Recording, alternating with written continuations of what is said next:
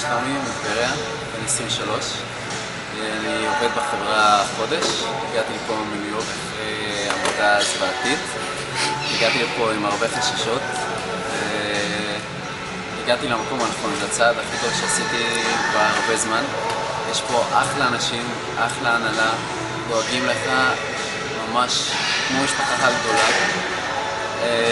קומפלקס אדיר, בריכה, ג'קוזי, חדר כושר, אחלה דירה.